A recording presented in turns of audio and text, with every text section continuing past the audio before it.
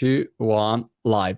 Jake, tell me about Cinque Terre and Italian coffee. I'm really curious about it. All I was going to say, NFT, let's talk about serious stuff here. Well, Cinque Terre is a beautiful place if you ever get the chance to go. But I actually don't have any caffeine at all. So I don't drink coffee. I don't eat chocolate. I am completely caffeine free. I think I have more energy without it. So I just don't do it. Yeah. Wow. It tastes great though. I miss it. I know Italian coffee is beautiful, but it's interesting. I'm trying also sometimes to decaf myself, but I don't know. Then I always go back. It's like the Italian gene that it goes back, or like pasta. I went to Marrakesh recently with my wife and kids, and we went into like a restaurant, original Marrakeshi Moroccan restaurant, and everyone eating tagine, all of the food there. And then I saw in the menu spaghetti alle vongole, which is like pasta with clams or something like that. Making me hungry. It's only 9 a.m. I'm getting hungry. Yeah, I couldn't resist. So I ordered pasta, and my wife said, "Oh man, you are a classic Italian." Yeah. Sorry, but I mean it is true. And but I'm very curious about everything that is going on in NFT land, in Web3 world, and every day that there are so many news. Jake, I was checking the news today, and apart from inflation in US, that is. Did that get announced? By the way, I know there was. Yeah, it did. Announced. So it's 8.5%. It's the highest inflation in US in the last 40 years. Sorry, Jake, to deliver the notice, but that's the news, and which is incredible. Do you think it will have an impact on Bitcoin or on NFT as an asset? Is something that you think will have an impact or not? Well, I think it probably will. At first, people may get scared. But and it gets scared, of the inflation and think that it should affect cryptocurrency as well.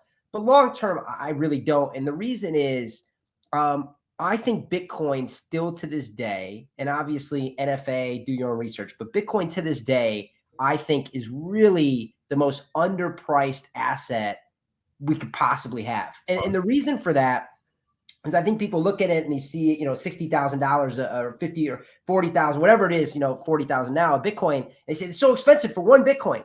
But the thing is that Bitcoin's market cap is only $1 trillion, whereas gold's market cap is $12 trillion. And when you look at the next generation, not only are they not going to be buying gold, but gold it's really not a great storage of value, right? It's hard to transfer. It's not infinitely or almost infinitely divisible. There could be more of it on other planets. We really just don't know. And so I think that Bitcoin will surpass gold in our lifetime in terms of market cap is really, to me, a very obvious and certain next step for cryptocurrency. And if that's the case, you're looking at a 12x from here, even at the $40,000 mark. And so I think that we have a long way to go in terms of what's possible for Bitcoin and cryptocurrency, even when you just compare it to traditional storage of value like gold.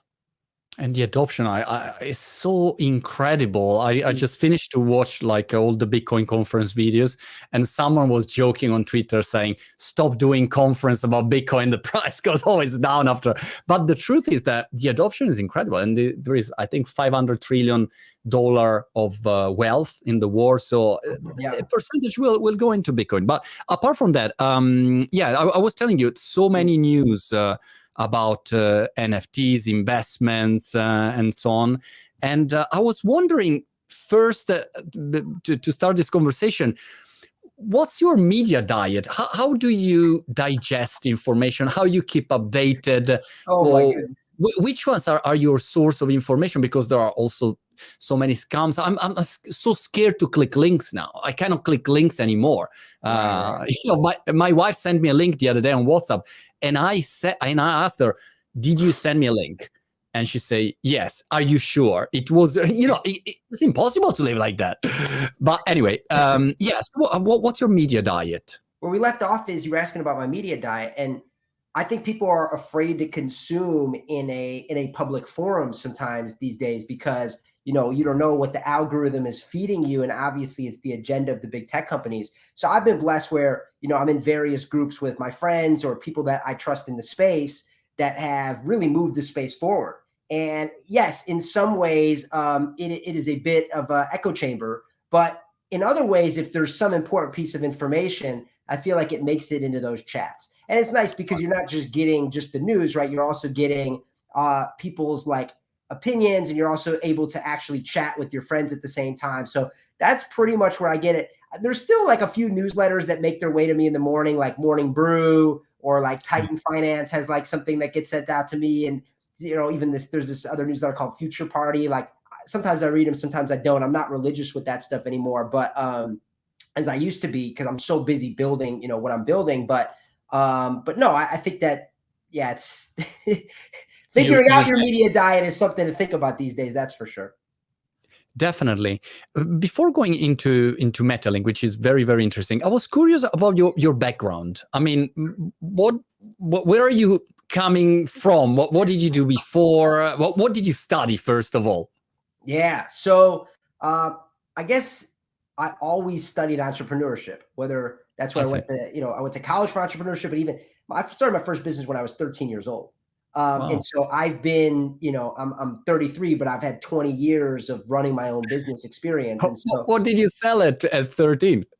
Oh my God. I used to chase athletes and celebrities outside their hotels, get their autographs and sell them on eBay.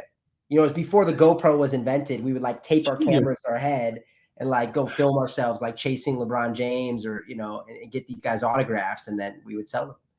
If they would ask us to what we were doing with them, usually I'd be like, yeah, I'm selling, I'm trying to pay for college. I'm selling it.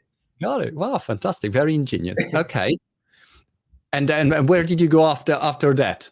Well, I realized that if I could be well off being a little paparazzi and, you know, make more money than my teachers were making, I could probably be financially successful doing anything. And so I started to think, like, what was it that I really wanted to do? And I realized this was kind of during the dawn of social media.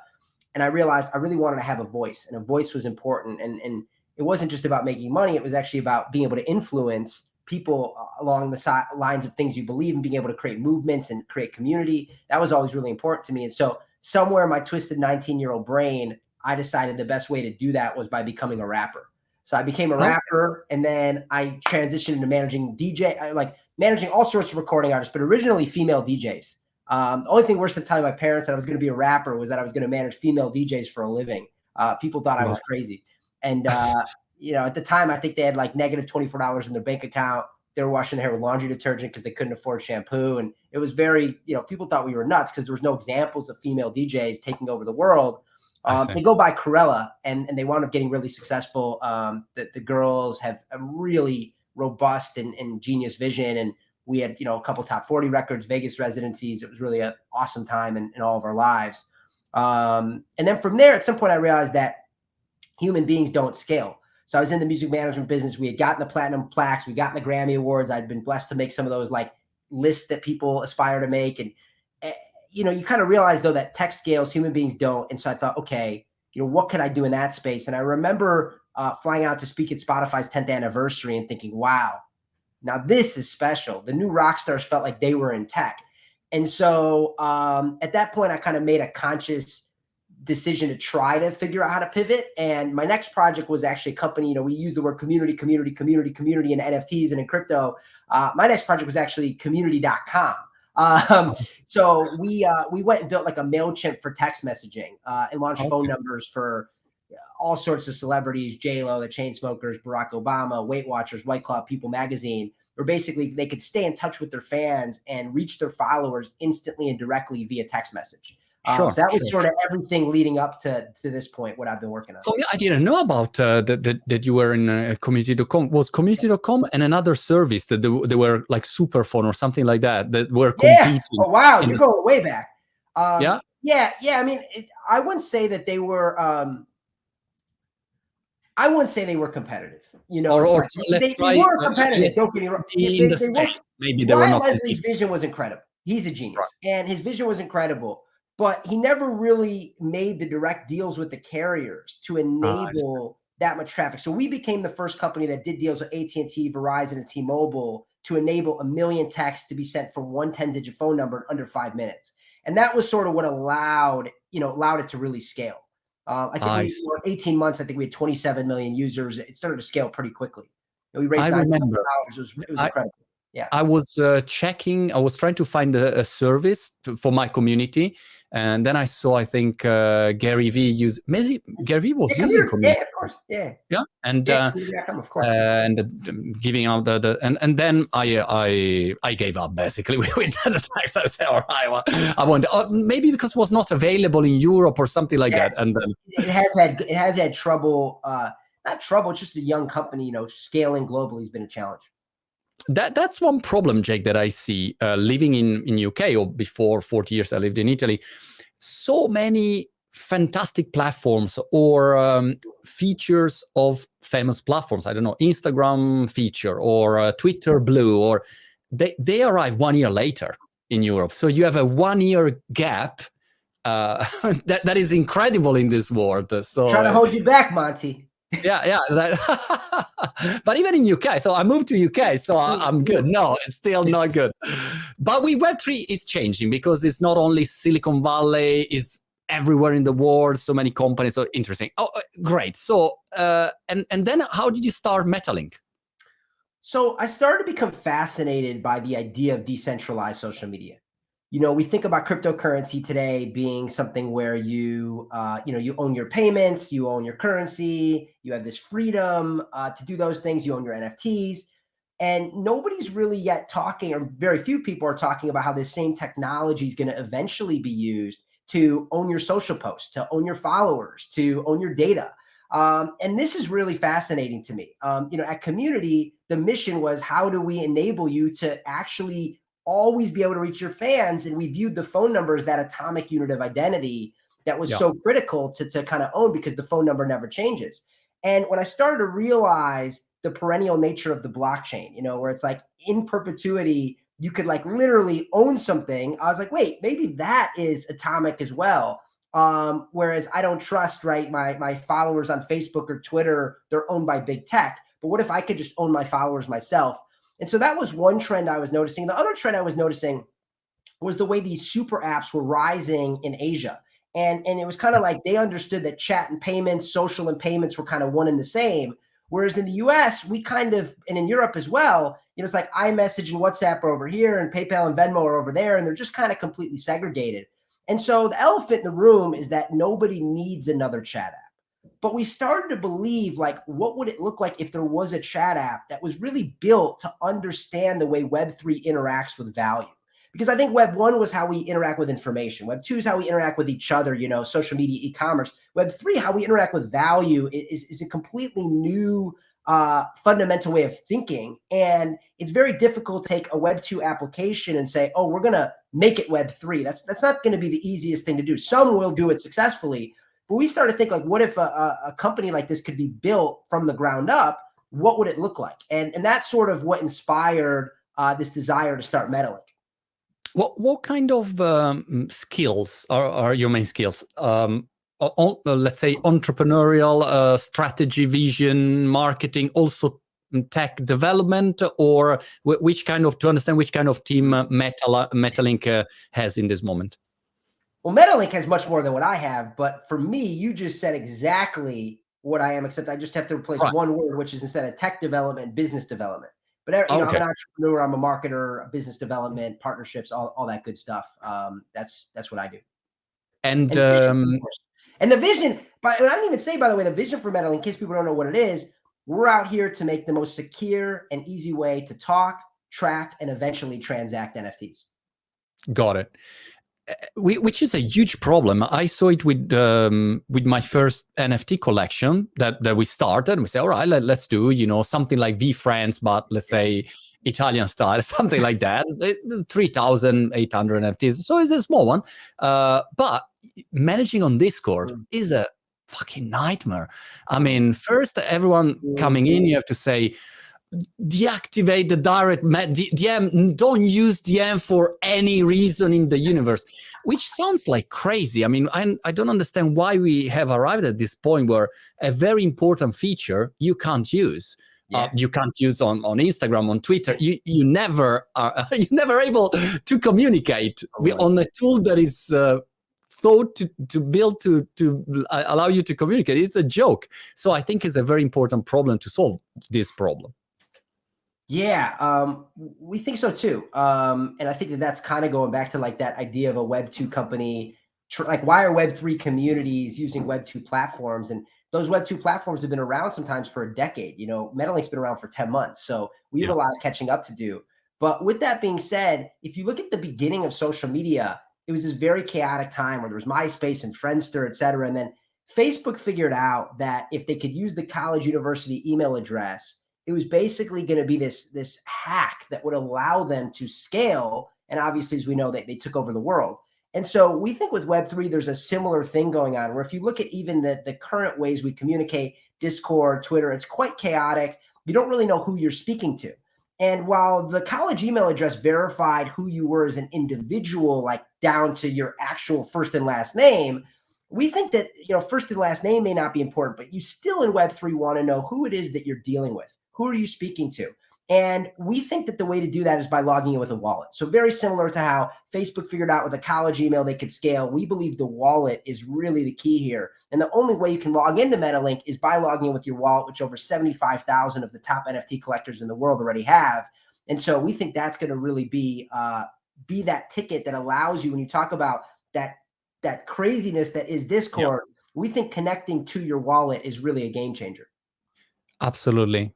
Also, because in this way, if I chat with you and I know that you have my NFT or you have, we are in the same tribe, let's say, well, I have a different level of confidence. Yes. If you have a Bored Ape, I have a Bored Ape. Well, it means something already as a starting point. If I chat with Jake 345 Fire, I don't know who are you. Are you a scammer? Are you a troll? Why? I don't know. So it's a very important information to have. Question, Jake. Great idea, in my opinion, great vision. But when you started, because now I check Metalink and I see Bored Ape and you have a lot of interesting, fantastic, let's say blue chip NFT, which is not, maybe it's just a buzzword, but great NFTs. How did you bring them on board? Because it doesn't look so easy. If I launch a Metalink competitor, I can't bring them on board. So how did you do it? That was kind of the interesting thing, right? It's like if Bored Apes or CryptoPunks were going to be like the Harvard to our Facebook or the books to our hopefully Web3 Amazon, would they be willing with a $250,000 to a multi-million-dollar asset to connect their wallets to a platform that they've never even heard of? And we built that trust. We built it over time. We built it through one-on-one relationships. We built it through kind of like gaining some momentum in the community where people were having issues with other chat platforms and started to become interested in what could be possible somewhere else on a Web3 native platform. And I think it was kind of cool at the beginning to be able to see, be an ape in this chat, a cat in that chat, a punk in this other chat, and being able to see who you're talking to. It was the first place on the internet where you could actually talk to somebody and see the NFTs they own at the same time. That had never really been done before. So I think that it all just kind of created this wave. And when people had questions, we were one with the community, whether it was on Metalink or on Twitter, we would just respond to people right away. And I think people started to build respect that we are here to build for this community. NFTs, crypto, this isn't our 20th biggest vertical. This isn't a side project for us. This is our everything. The community, you are really everything to us. And I think that that's a difference maker that we have in our corner while our product actually gets up to parity with other products that have been in the marketplace for a decade.